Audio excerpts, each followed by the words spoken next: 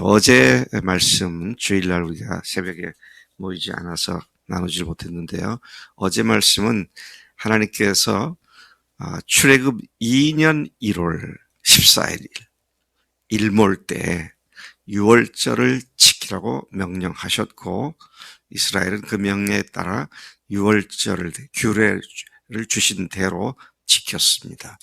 자, 그런데 그 이스라엘 사람들 중에 시체 때문에 부정해진 사람들이 있었는데, 그런 사람들은 유월절 예배에 참석을 못하죠. 자, 그래서 유월절을 지킬 수 없게 된 자들이 모세에게 질문을 합니다. 우리가 예배를 함께 가서 드리지 못한다 하더라도 하나님께 유월절에 드릴 헌물은 드릴 수 있는 것이 아니냐. 그랬더니 모세가 그들에게 잠깐 기다리라고, 그리고 하나님께 여쭙습니다. 그러니까 하나님께서는 모세에게 그들과 시체로 부정된 자들과 먼 여행 중에 있는 자들은 다음 달 한 달 뒤인 2월 14일 일몰 때에 유월절을 지키는 것이 마땅하다. 그때 그들이 헌물을 바치게, 그리고 유월절을 지키게 하라고 말씀을 하셨습니다. 뿐만 아니라 그 땅에 같이 살고 있는 본토인이나 타국인 모두가 유월절을 지키라. 그래서 유월절에 예외가 될 수 있는 사람들에 대한 특별법이라 그럴까요? 이들도 해야 한다. 이렇게 해야 한다. 근데 한 달 후에 해야 한다. 이런 말씀으로 그 거룩한 땅, 하나님이 약속한 땅에서 누구도 하나님의 약속의 선민으로서 그 유월절 지키는 일에 예외가 없음을 천명한 것이 어제 말씀이었습니다. 그런데 오늘 말씀은 어떻게 이스라엘 백성들이 광야를 지낼 때에 하나님의 인도하심을 받아서 갔는가. 길을 안내한 구름, 이런 제목으로 마지막 절까지 나와 있죠. 이것은 출애굽기 40장에도 나와 있는 내용인데 간결하게 오늘 이렇게 말씀을 기록하고 있습니다. 성막을 세운 날에 놀라운 현상이 일어났죠. 성막을 세우고 나니까 그 구름이 장막, 성막이죠. 성막 중에서도 특별히 증거막이라고 그랬는데, 증거회막이라고 했는데, 그것은 지성소를 얘기하는 거예요. 증거궤가 있는 지성소를 얘기하는데, 거기에 낮에는 구름이 그 위를 덮었고, 저녁에는 그 위에 불 모양 같은 것이 나타나 아침까지 있었다. 그런데 그런 현상은 항상 반복되었다. 그래서 40년 광야 길에 구름 기둥, 불 기둥으로 인도하셨단 말이 이제 여기서 나온 것이죠. 불로, 특히 이제 구름 기둥으로 그것이 이동할 때는 이스라엘 백성들이 전부 다 짐을 텐트를 다 해체하고 성막도 해체하고 그다음에 짐을 꾸려서 그 구름이 가는 곳까지 따라가고, 거기서 멈추게 되면 거기서 다시 짐을 풀어서 성막과 각자의 텐트들을 다시 세워서 진영을 만들고 하는 그런 이동 방식으로 하나님께서 인도하셨다라는 것이죠.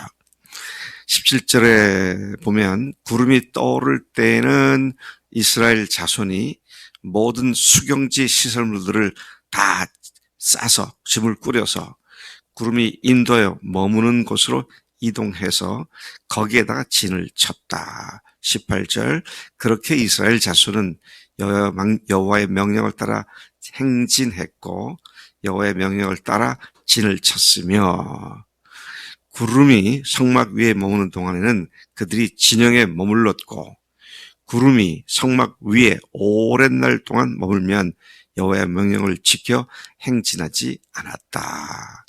그러니까 움직이고 안 움직이고를 자기들이 날씨나 또 어떤 계절을 봐서, 지형을 봐서 자기들이 정찰대를 보내서 미리 정찰하고 그렇게 하지 않고, 그때그때 하나님의 인도하심을 철저하게 따랐다.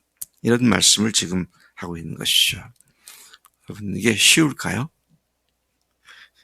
어디로 갈지도 모르는데 200만 이상의 거대한 민족이 이동하는데 리더인 모세나 아론의 미리 정찰대를 보내서 다음 수행지를 어디랑가를 숙고한 뒤에 물은 있는지 그 주변에 그 위험한 적들은 없는지 그런 걸 살피고 가야 하는데 전혀 그런 활동이 없이 구름이 떠오르면 이동을 하고 구름이 멈추면 거기에 다시 진영을 치고 그리고 그것이 며칠이 됐든지 머무는 동안은 계속 머물고 그렇게 했다라는 것을 보게 되는 것이죠. 20절에 다시 들어가서 보면 반대로 구름이 성막 위에 머무는 날이 며칠 안 될 때에는 그들은 다만 여호와의 명령을 따라 진영에 머물고 여호와의 명령을 따라 이동하는 행진을 했다. 21절 혹시 구름이 저녁부터 아침까지 있다가 아침에 그 구름이 떠오를 때에는 그들이 행진하였고 구름이 밤낮 있다가 떠오르면 곧 행진했다.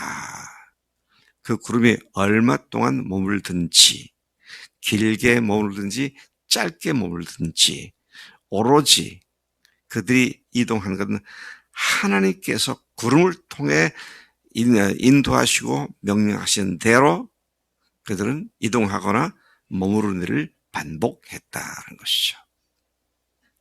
오늘 우리가 이렇게 살아야 되지 않습니까? 근데 우리는 계획이 많아요. 우리가 구상한 게 너무 많아요. 그리고 그런 모든 것을 그를 몰고 갑니다. 그래서 안 되면 낙심을 하고 좌절하고 절망하고.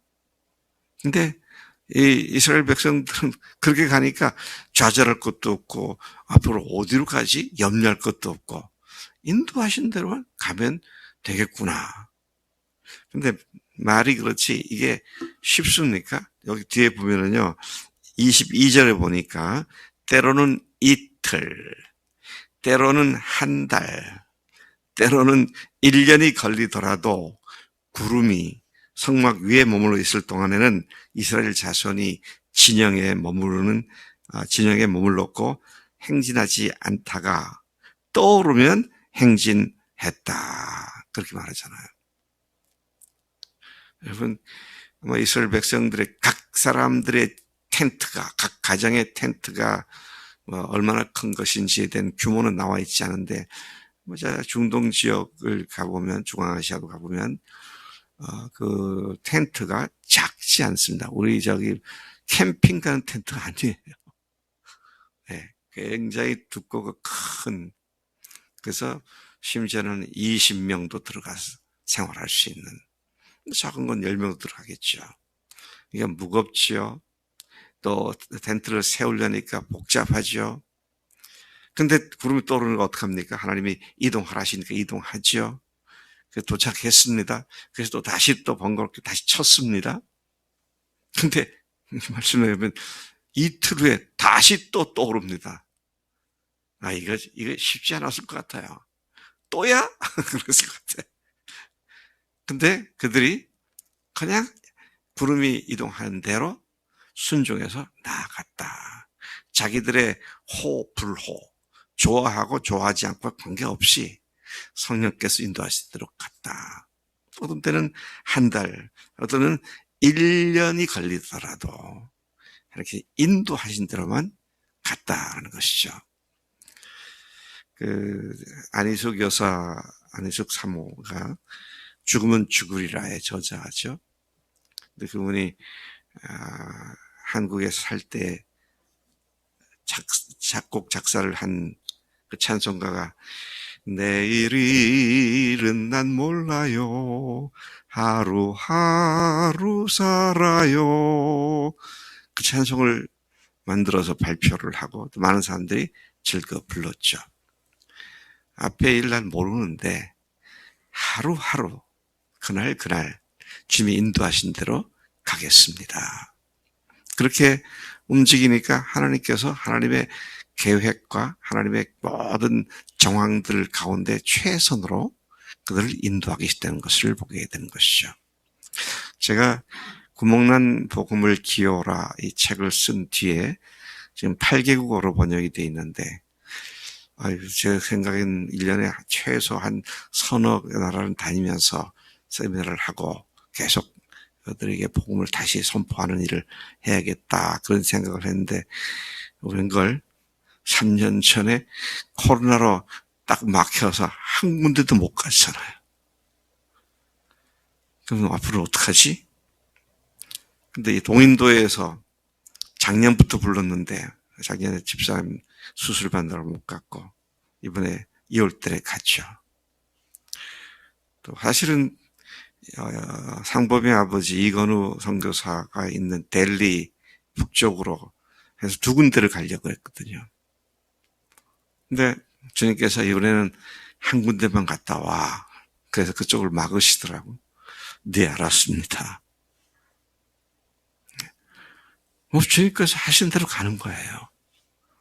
그러니까 왜 안 됐지? 속상하다, 이런 게 없더라고.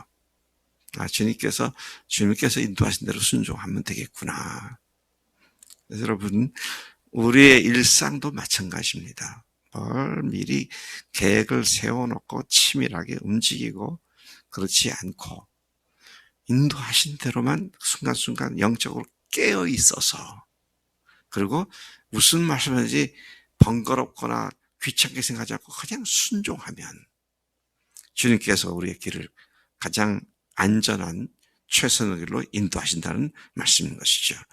자, 23절 보니까 이스라엘이 한 곳에 머무는 기간이 길든 짧든 그것은 전적으로 얼마 동안 거기 있는지는 하나님께 달려있는 것이었기 때문에 명령을 따라 진을 치기도 하고 명령을 따라 행진하기도 하였고 또 모세를 통해 이르신 여호와의 명령을 따라 여기서 맡기신 각자의 직임을 수행했다. 그러니까 각자의 직임을 수행했다는 말을 굳이 쓴 건 뭘까요? 성막을 거두어서 심을 꾸리고 이동을 하고 다시 성막을 또 치고 하는 그런 직임을 특별히 의미하는 것으로 이해가 되는데요. 이거 정말 장난 아닌 고역이었을 것입니다. 물론 수레도 있고 그렇게 했지만 그 모든 것을 수작업으로 다 해야 하니까, 자, 이런 사실은 오늘 우리에게 정말로 중요한 교훈을 주시는 말씀입니다. 거대한 한 민족이 농사도 목축도 제대로 할 수 없는 광야를 건너는 일은 결코 쉬운 일이 아니었음이 분명합니다. 모두들 속히 목적지에 도착하여 안정적으로 정착하고 농사도 짓고 또 양떼, 소떼들을 먹이는 등 생업을 이어가게 되기를 모든 이스라엘 사람들이 원했을 것이기 때문이었습니다. 그러나 그 모든 바람직하게 생각되는 기대가 오로지 하나님께서 이끄시는 대로 인도하심을 받는 삶이 광야에서 삶이라는 사실을 우리에게 말씀하고 있죠. 광야 같은 이 세상에서 우리가 어떻게 하나님의 인도하심을 받고 살아갈 것인지가 중요한 것이지, 어떻게 구상, 계획, 미리 짜서 그대로 모든 것을 성취하는 것으로 몰아갈 것인가는 전혀 우리 할 일이 아니다라는 것입니다. 참 우리는 하루 앞의 일도 모르는 존재들이잖아요. 그러니까 주님께서 하라시면 하고 말라시면 말고 그냥 그렇게 해서 하신 대로만 하면 걱정이 없잖아요. 그래서 주님의 하시는 그 모든 일을 절대 신뢰하고 순종하는 삶이 참 최고의 삶이다 하는 것을 믿음으로 받아들여야 됩니다. 그렇지만 우리가 할 건 해야죠. 할 건 해야죠. 그런데 미리 걱정하지 않고 주님께서 인도하신 대로 순종하고 가는 것, 그것이 중요한 것이다 하는 것이죠.